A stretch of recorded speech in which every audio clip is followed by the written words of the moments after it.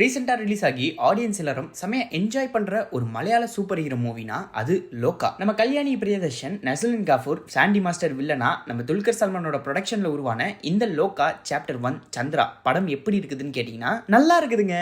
நல்லா இருக்கு, செம இன்ட்ரெஸ்டிங்கான ஒரு படம் அண்ட் ரொம்ப நாள் கழிச்சு ஒரு நல்ல படம் பார்த்த ஃபீல் கொடுத்துச்சு. நான்லாம் இந்த படத்துக்கு எந்த ஒரு எதிர்பார்ப்பும் இல்லாம டீசர் ட்ரெய்லர்லாம் எதுவும் பார்க்காம நார்மலா ஒரு மலையாள படம் பார்க்க போறோம்பா அப்படிங்கிற மைண்ட் செட்ல தான் போய் உட்காந்தேன். பேசிக்கா என்ன லவ் காமெடி, ஒரு நார்மலான கதையை டிஃப்ரெண்டா சுவாரஸ்யமா கொண்டு போறது, இப்படித்தானே இருக்க போகுது மலையாள படம் அப்படின்னு நினைச்சு போனா அதெல்லாம் தாண்டி ஒரு படி மேல நம்ம இது வரைக்கும் பார்க்காத ஒரு மலையாள படமா தான் இந்த படத்தை பிரசன்ட் பண்ணியிருக்காங்க. படம் தொடங்கின விதம் ஒரு மாதிரி ஃபன்னா மிஸ்டீரியஸா ஸ்டார்ட் பண்ணி அதை கிரைம் த்ரில்லரா கொண்டு போய் கடைசியில சூப்பர் பவர் கான்செப்ட்லாம் வச்சு ஒரு முழு சூப்பர் ஹீரோ படமாவே முடிச்சிருப்பாங்க. லிட்டரலி மிரட்டி விட்டாங்க. போதாததுக்கு இந்த படத்தை வேஃப்ரார் யூனிவர்ஸ்னு சொல்லி ஒரு சூப்பர் ஹீரோ சினிமாட்டிக் யூனிவர்ஸா கிக் ஆஃப் பண்ணியிருக்காங்க. இதுக்கு முன்னாடி மலையாளத்துல கடைசியா வந்த ஒரு சூப்பர் ஹீரோ படம்னா மின்னல் முரளி, அதுவுமே ஒரு சூப்பர் ஹீரோ யூனிவர்ஸ் தான். சோ அதை தொடர்ந்து வர இன்னொரு சூப்பர் ஹீரோ கான்செப்ட் மின்னல் முரளி இப்போ வரைக்குமே ஒரு அட்டகாசமான படம், அதை அடிச்சுக்கவே முடியாது. நெட்ஃபிளிக்ஸ்ல கொரோனா டைம் பேண்டமிக்ல ரிலீஸ் பண்ணி பட்டே கிளப்பி இருப்பாங்க. அப்படி இருக்கும்போது இந்த லோகா மின்னல் முரளியை விட வர்த்தா இருக்கா?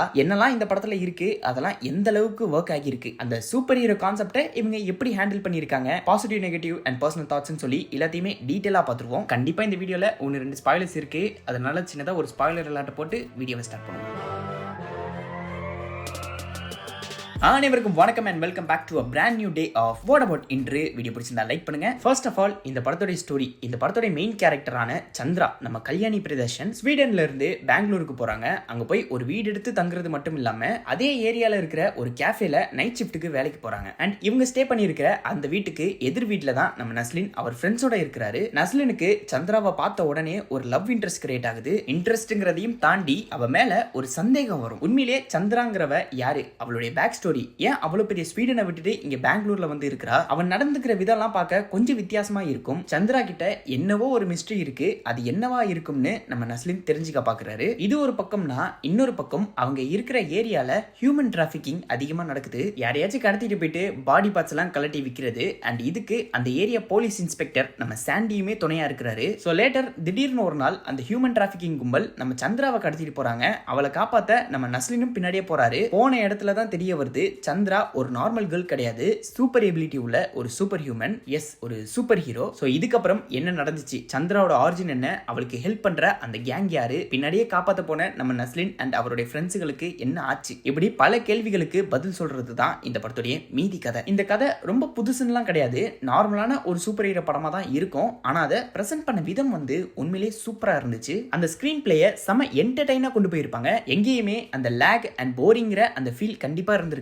நிறைய என்கேஜிங்கான ஃபேக்டர்லாம் பேஸ் பண்ணி யூசுவலான ஸ்டோரியா இருந்தாலும் அதை சுவாரஸ்யமா சொல்ல ட்ரை பண்ணிருக்காங்க. கேரளா ஃபோக் லவர் பழைய காலத்து அந்த நாட்டார் கதையை சூப்பர் ஹீரோயிக்கலா பிரசன்ட் பண்ணிருக்காங்க. மின்னல் முரளி மாதிரி மின்னல் பட்டனால அந்த சூப்பர் பவர் கிடைச்சதுங்கிற மாதிரி எல்லாம் சொல்லாம இவ்வளவு நாளா சொல்ற அந்த கட்டுக்கதை உண்மைங்கிற மாதிரியும், அந்த கதையில இருக்கிற கேரக்டர்ஸ்லாம் பல நூறு வருஷங்களா இப்போ வரைக்கும் வெவ்வேறு இடங்கள்ல அழிவே இல்லாத ஒரு இம்மோர்டல் கேரக்டர்ஸா வாழ்றாங்கிற மாதிரி இந்த சூப்பர் ஹீரோ கான்செப்ட் அமைக்கப்பட்டிருக்கும். சூப்பர் ஹீரோன்னு சொல்லும்போது புதுசா எதையும் கிரியேட் பண்ணாம ஏற்கனவே இருக்கிற ஒரு விஷயத்தை வித்தியாசமா பிரசன்ட் பண்ணது செம ரீஃப்ரெஷ்டா இருந்துச்சுன்னே சொல்லலாம். இதுவே கன்னடத்துல வந்த காந்தாரா படம் பாத்தீங்கன்னா அந்த ஒரு நாத்தார் தெய்வத்தை ஸ்பிரிச்சுவல் கலந்து ராவான ஒரு ஆக்ஷன் பேக்ட் கதையா பிரசன்ட் பண்ணிருப்பாங்க. சோ அதே மாதிரியான ஒரு நாத்தார் தெய்வத்தை பேஸ் பண்ணின கான்செப்ட் தான் இந்த லோகா.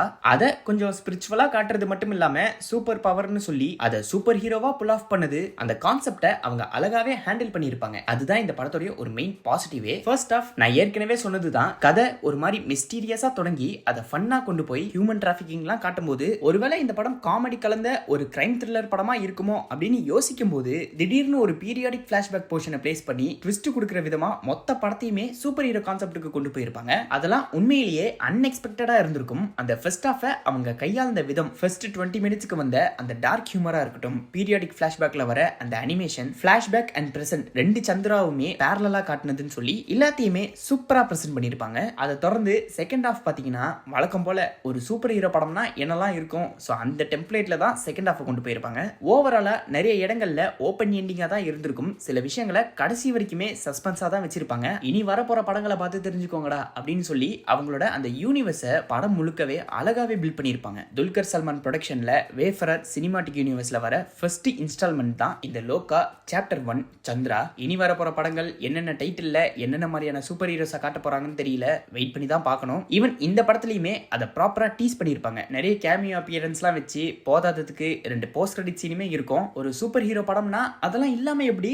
நிறைய பேர் அந்த செகண்ட் போஸ்ட் கிரெடிட் சீனை கண்டிப்பா மிஸ் பண்ணியிருப்பாங்க. படத்தோட லாஸ்ட் மினிட் அந்த ரோல் கிரெடிட்ஸ் நேம்லாம் முடிஞ்ச அப்புறம் கடைசியா ஒரு சீன் வரும். ஸோ நீங்க இந்த படம் பார்க்கும்போது கண்டிப்பா 2 போஸ்ட் கிரெடிட் சீனையுமே மிஸ் பண்ணாம பாத்துருங்க. ஈவன் டெக்னிக்கலாகவும் அந்த மேக்கிங் வந்து செம ஸ்ட்ராங்கா இருக்கும். சினிமாட்டோகிராஃபி ஒவ்வொரு சீன்லயும் அவங்க காட்டின அந்த லொகேஷன்ஸா இருக்கட்டும், அதை கட் பண்ண விதம், அந்த எடிட்டிங் எல்லாத்தையுமே ஜவ்வு மாதிரி இழுக்காம ஷார்ட் அண்ட் ஸ்வீட்டா சொன்னது. ஃபிளாஷ்பேக் அந்த பீரியாடிக் போர்ஷன்ல வர அந்த animation and visual action sequence, Chandra ஒரு அசாசின் மாதிரி சண்டை போடுறதா இருக்கட்டும் அண்ட் அவளுடைய யங்கர் வெர்ஷன் அந்த குட்டி பொண்ணு சண்டை போடுறது, ஓவராலா படத்துல அங்கங்க வர அந்த neon light setup, costume and makeup, VFX and சிஜிஐன்னு சொல்லி எல்லாத்தையுமே ஃபியூச்சரிஸ்டிக்கா ரொம்ப கலர்ஃபுல்லா சும்மா தரமா பிரசன்ட் பண்ணிருப்பாங்க.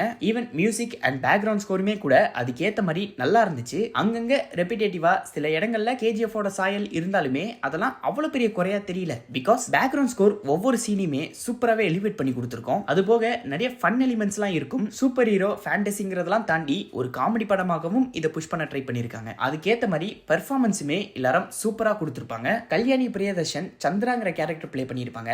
லிட்டரலி சந்திராவா வாழ்ந்திருப்பாங்க. சைலண்டான இடத்துல சைலண்டா, ஆக்ஷன் சீக்வன்ஸ்ல செம்ம ஆக்டிவா, சூப்பர் ஹீரோங்கிறனால ஓவரா போகாம செம்ம கியூட்டா அந்த கேரக்டருக்கு ரியலா என்ன தேவையோ அந்த மீட்டர்ல தான் நடிச்சிருப்பாங்க. அவங்க நடிச்ச படங்கள்லயே இந்த கேரக்டர் என்னை பொறுத்த வரைக்கும் ஒன் ஆஃப் த பெஸ்டா இருக்கும்னு தான் நான் சொல்லுவேன். அந்த அளவுக்கு பெர்ஃபார்மன்ஸ் வைஸ் இந்த படத்தை சூப்பராகவே புல் ஆஃப் பண்ணியிருப்பாங்க. அதை தொடர்ந்து நஸ்லின் கேஃபர் சன்னிங்கிற கேரக்டர் பிளே பண்ணியிருப்பாரு. லிட்டரலி ஒரு பக்கத்து வீட்டுக்காரனா தான் வந்திருப்பாப்புல. பட் படம் ஃபுல்லா செம்ம என்கேஜிங்கா கொண்டு போயிருப்பாரு. படத்துல வந்த மேக்ஸிமம் காமெடி அவர் பண்ணதா தான் இருக்கும். ஒய்யால இதெல்லாம் எனக்கு கை வந்த கலடா அப்படிங்கிற மாதிரி ரொம்ப நேச்சுரலா பண்ணியிருப்பாரு. ஃபர்ஸ்ட் ஹாஃப்ல வர ஃபன்னான டயலாக் டெலிவரி, செகண்ட் ஹாஃப்ல எதை பார்த்தாலே மயங்கி விழுகிறதுன்னு சொல்லி எல்லாமே ரொம்ப யதார்த்தமா, ஐ மீன் ரொம்ப ரியலிஸ்டிக்கா இருக்கும். இதுவே நீங்க பிரேமலு படம் பார்த்திருந்தீங்கன்னா அந்த படத்துல அவருடைய கேரக்டர் எப்படி ஃபன்னா எழுதப்பட்டிருந்துச்சோ அதே மாதிரியான ஒரு கேரக்டர் தான் இந்த படத்துலயுமே இருக்கும். பக்கத்து வீட்டுல ஒரு பொண்ணை பார்த்து அது பிடிச்சி போய் அந்த பொண்ணு பின்னாடியே போனா கடைசியில அது மூலமா ஒரு பெரிய பிரச்சனையில மாட்டுறது, தான் சிக்கினது மட்டும் இல்லாம தன்னோட ஃப்ரெண்ட்ஸையுமே கோத்து விடுறது. ஸோ இந்த மாதிரியான ஒரு ரைட்டிங் தான் நம்ம நஸ்லினோட கேரக்டருக்கு எழுதப்பட்டிருக்கும். அதை அவர் சூப்பராகவே பிளே பண்ணியிருப்பாரு. எங்கேயுமே ஓவர் ஆக்டிங்கிறது இருந்திருக்காது. நார்மலாவே நம்ம நஸ்லின் இப்படிதான்ப்பா அப்படிங்கிற அந்த மைண்ட் செட்ல தான் அவரோட பெர்ஃபார்மன்ஸை படம் ஃபுல்லாவே என்ஜாய் பண்ணுவீங்க. அதை ஃபாலோ பண்ணி இந்த படத்துடைய வில்லன் நம்ம சாண்டி மாஸ்டர் ஒரு போலீஸ் ஆபீசரா வந்திருப்பாரு. ஆரம்பத்துல இவன் நல்லவனா கெட்டவனாங்கிற மாதிரி தொடங்கி கடைசியில ஒரு ப்ராப்பர் வில்லனா முடிச்சது உண்மையிலே நல்லா இருந்துச்சு. கடைசியா லியோ படத்துல நெகட்டிவ் ரோல் பண்ணது, அதுக்கப்புறம் ஒரு ஃபுல் ஃபிளெஜ்டான நெகட்டிவ் ரோலை முடிஞ்ச அளவுக்கு எஃபர்ட்டை போட்டு ஆக்டிங்ல எந்த ஒரு குறையும் இல்லாம சூப்பராகவே டெலிவரி பண்ணிருக்காரு. அண்ட் ஆல்சோ கேமியோன்னு வரும்போது இந்நேரத்துக்கு எல்லாருக்கும் தெரிஞ்சிருக்கும்னு நினைக்கிறேன், நம்ம துல்கர் சல்மான் அண்ட் டொவினோ தாமஸ் 2 பேருமே இந்த படத்துல சின்னதா ஒரு கேமியோ பிளே பண்ணியிருப்பாங்க. இந்த கேமியோ ஸ்டோரியில எந்த ஒரு இம்பாக்டையுமே கிரியேட் பண்ணியிருக்காது. ஃபியூச்சர்ல இந்த மாதிரி இன்னும் நிறைய கேரக்டர்ஸ் வரப்போகுதுங்கிறத டீஸ் பண்ற விதமா தான் இந்த கேமியோ வச்சிருப்பாங்க. ஜஸ்ட் அவங்க யூனிவர்ஸை பில்ட் பண்றதுக்காக கொண்டு வந்த மாதிரி தான் ஃபீல் ஆச்சு. இருந்தாலும் ஒரு தியேட்டர் மெட்டீரியலா ஆடியன்ஸுக்கு இது சூப்பராகவே ஒர்க் ஆகியிருக்கும். இவங்களை தாண்டி இன்னும் சில கேமியோஸ் இருக்கு, அதெல்லாம் நான் யாருன்னு சொல்லல, படம் பார்த்தே தெரிஞ்சுக்கோங்க. இது ஆக்சுவலா ஒரு பேன் இந்தியன் மூவி எல்லாம் கிடையாது, டிபிக்கல் மலையாள பிலிம் தான். ஊர்ல இருக்கிற எல்லா பெரிய ஹீரோஸையும் கூப்பிட்டு பேன் இந்தியாங்கிற பேர்ல படத்தை 10 அடிக்கு குழி வெட்டி புதைக்காம நார்மலான ஸ்டார்ஸை கேஸ்ட் பண்ணி மேக்ஸிமம் பட்ஜெட்டை மேக்கிங்கே போட்டது உண்மையிலேயே பாராட்டக்கூடிய விஷயம். ஜஸ்ட் 30 கோடியில ஒரு பயங்கரமான விஎஃப்எக்ஸோட ஹாலிவுட் ஸ்டாண்டர்ட்ல ஒரு படத்தை புல் ஆஃப் பண்ணியிருப்பாங்க. நான் சும்மாலாம் சொல்லல, படம் பார்க்கும்போது கண்டிப்பா அந்த குவாலிட்டியை உங்களால ஃபீல் பண்ண முடியும். ஸோ இதெல்லாம் தான் இந்த படத்துடைய பாசிட்டிவ்ஸ். அண்ட் நெகட்டிவ்னு வரும்போது ரொம்ப கம்மி தான். ஃபர்ஸ்டா இருக்கிறது ரைட்டிங். நான் ஏற்கனவே சொன்னது தான், ஃபர்ஸ்ட் ஆஃப் என்னதான் என்கேஜிங்கா கொண்டு போயிருந்தாலும் செகண்ட் ஆஃப் ஒரு நார்மல் சூப்பர் ஹீரோ படமா தான் புஷ் பண்ணியிருப்பாங்க. அந்த சூப்பர் ஹீரோ கான்செப்டை இன்னும் அழகாவே எக்ஸ்ப்ளோர் பண்ணியிருக்கலாம். முழு படத்திலையுமே அந்த ராம் காம் போர்ஷனுக்கு மட்டும் அதிகமான இம்பார்ட்டன்ஸ் கொடுத்த மாதிரி ஃபீல் ஆகும். ஃபிளாஷ்பேக்கோட நிறுத்தினது மட்டும் இல்லாம அந்த சந்திரங்கிற கேரக்டரை இன்னும் டீப்பாவே எக்ஸ்ப்ளோர் பண்ணியிருக்கலாம். ஸ்டோரியில ஃபோக்கஸ் பண்ணாம அந்த யூனிவர்ஸை பில்ட் பண்றதுலேயே ஃபுல் டைமா எடுத்துக்கிட்ட மாதிரி தான் இருக்கும். அண்ட் ஆல்சோ இந்த எமோஷனல் கனெக்டுமே அந்த அளவுக்கு இருந்திருக்காது. இதுவே கடைசியா வந்த மின்னல் முரளி படம்லாம் பாத்தீங்கன்னா அவன் காதலுக்கு ஒண்ணுங்கிறனால தான் அந்த ஊரே அவன் அழிக்கிற மாதிரி இருக்கும். அதெல்லாம் சில இடங்கள்ல வில்லனும் பாவம்டா அப்படின்னு யோசிக்க தோணும். சிம்பிளா அந்த கேரக்டர்ஸோட நம்மளை ஈஸியா கனெக்ட் பண்ணிக்கலாம். அண்ட் ஆல்சோ லாஜிக்குமே முடிஞ்ச அளவுக்கு ஃபில் அப் பண்ணியிருப்பாங்க. அது போல இந்த லோகா படத்துல என்னதான் நிறைய ஓப்பன் எண்டிங்கான விஷயங்கள் இருந்தாலும் அதுல சில விஷயங்கள் அப்படியே பாதியிலே விட்ட மாதிரி தான் இருக்கும். ஃபார் எக்ஸாம்பிள் ஹியூமன் டிராஃபிக்கிங்னு ஒன்று நடக்குது, அது மூலமா தான் ஹீரோயின் ஒரு சூப்பர் ஹீரோங்கிறது தெரிய வருது. பட் அதுக்கப்புறம் அந்த ஹியூமன் டிராஃபிக்கிங்க்கு என்ன ஆச்சு, ஒரு ப்ராப்பரான க்ளோஷர் கொடுத்துருக்க மாட்டாங்க, அதை அப்படியே மறந்து விட்ட மாதிரி தான் இருக்கும். இந்த மாதிரி ஒன்று ரெண்டு விஷயங்கள் இருக்கு. அண்ட் படம் முழுக்க ஹியூமரா பிரசன்ட் பண்ணனாலே என்னன்னு தெரியல, அந்த எமோஷனல் கனெக்ட்ங்கிறது